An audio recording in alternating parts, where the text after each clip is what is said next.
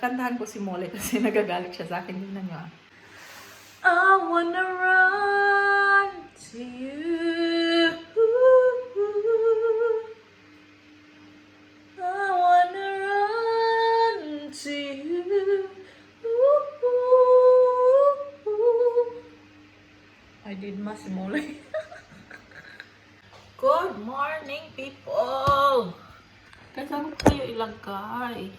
Lagay ko lang kayo dyan. Mag-ano lang ako, dilig ako ng aking mga halaman. First, ilagay ko ito.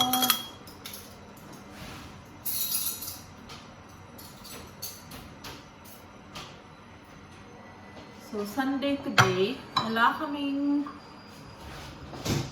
lakad.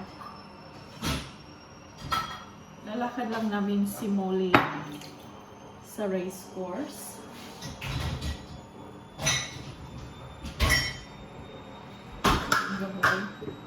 Wala na kaming ibang gagawin today.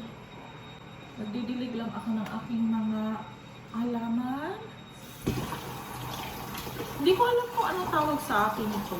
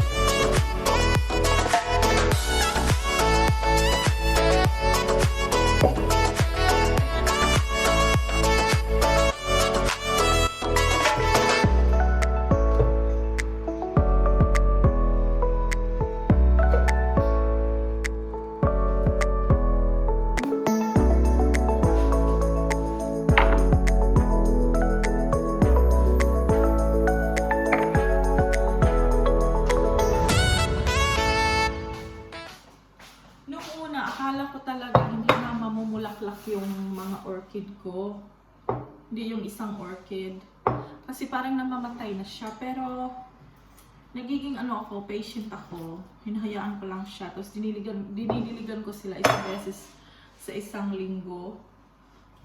Lumabas yung yung mga bulaklak niya. Patient lang talaga. Tapos itong isa hindi pa siya namumulaklak.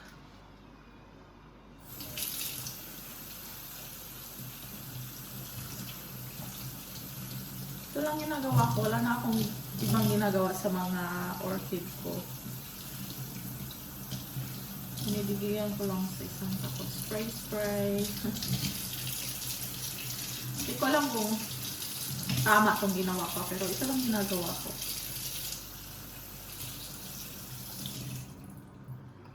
Ayan, tapos hayaan ko lang dyan mag-drain yung tubig.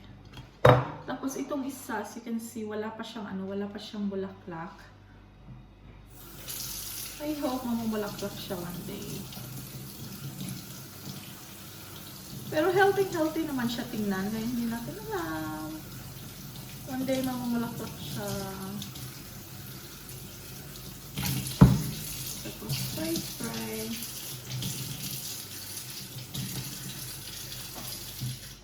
Tawag sa mga plants na to, yung andito sa kitchen ko, hindi ko na matandaan eh.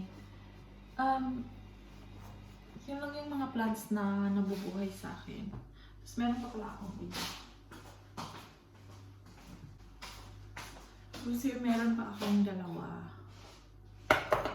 Ito naman sa ilalagay ko sa dining room. Sa may bintana. Molly, I'm talking to the camera. I'm talking to you. Papansin si Molly to. Oops.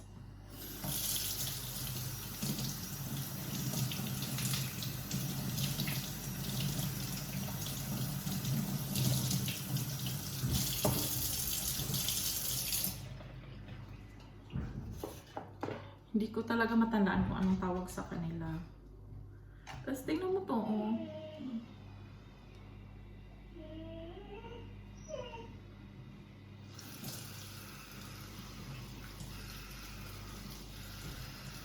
Gusto ko talaga na may plants ako sa loob ng bahay kasi nakaka-kalma siya. Gusto ko yung talagang mga malalaking plants. Ayun ang asawa ko. Kasi kakainin lang daw ni Molly. Mas mabuti yung mga ganito maliliit. Kasi hindi niya naaabot. Are you ready? Okay, so hayaan ko lang dyan. Tapos pagbalik namin. Kasi aalis kami. Pupunta kami race course para lakad si Molly. Lalakad lang namin si Molly sa race course. Tagal nilang dalawa. Kaya si Molly. Ding ding ding ding ding ding ding. Go. Smelling everything. The weather is so nice.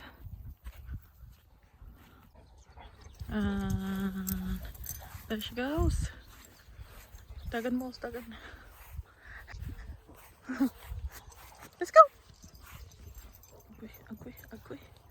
Agoy. Achush.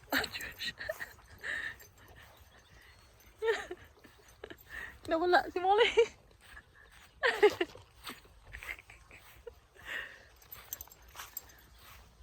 Where are you going, Moles? Layo naman ang pinuntahan ni Molly. Ito na. Nawala. Molly, me. Paano yung pinuntahan? Layo talaga siya sa amin ng chiki. Molly.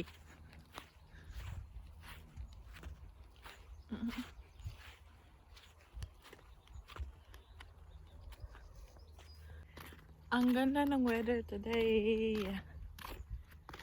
Hindi masyadong mainit siya tingnan, pero hindi siya masyadong mainit. Yun yung weather today. Ang ganda! Tingnan nyo yung sky, guys. The sky! Napaka-clear. So beautiful. Ching! And then si Molly and Daddy. Yan. Molly, come on! Tingnan mo. Oo. Molly! Come on! What's this? Nag-aaway silang dalawa.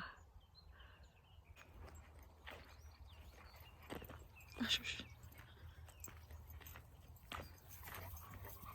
Okay. The gate open. Say open. Ang OA mo talaga, Mouse. It's open. Come on, bye-bye, oy. Bye-bye, Mouse. Ito yung mga white na yan, mga caravans yan. Mga tao nagpupunta dito para mag-camping. Ganon. Kasi the weather is so nice.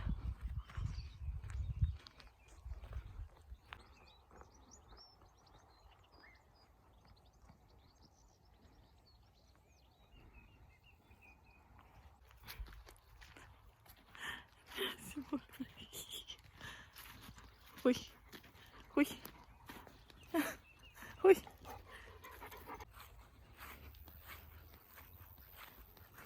Kami lang dito sa gitna.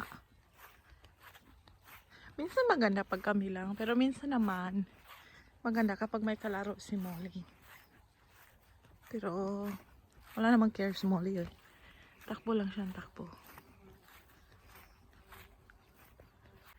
So si Molly ay malaking aso siya. Pag titingnan mo, parang kailangan niya ng maraming exercise. Pero hindi, kasi malaking aso sila. Malaking aso siya. Hindi niya kailangan ng mahabang exercise. Kailangan lang niya mga 45 to 1 hour. Kasi sa laki nila, kailangan alagaan yung mga joint nila. Ganun yung mga malalaking aso. At saka, malaki siya pero napaka-sensitive niya. Napaka-sensitive ng tiyan niya. Kaya maingat kami kung ano ang pinapakain namin ni Molly. Kasi sensitive yung tiyan nila sa mga ganong aso. So, very very careful kami kay Molly. At pag nag-walking kami, kailangan hindi talaga mahaba kasi kawawa naman si Molly, tsaka ayaw namin magka-injured si Molly.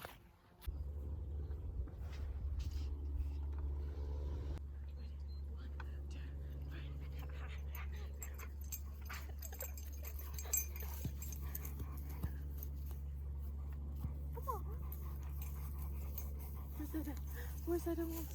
Mouse! Let's go! Let's go! Let's go! Let's go! Out! Out! Out! Hoy! Out! Kiki!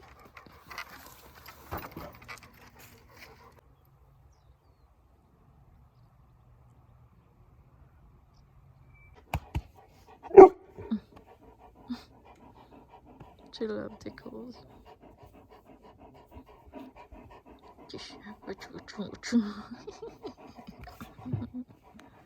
Done?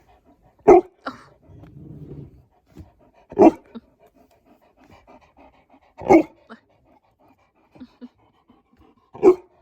Hey, hey.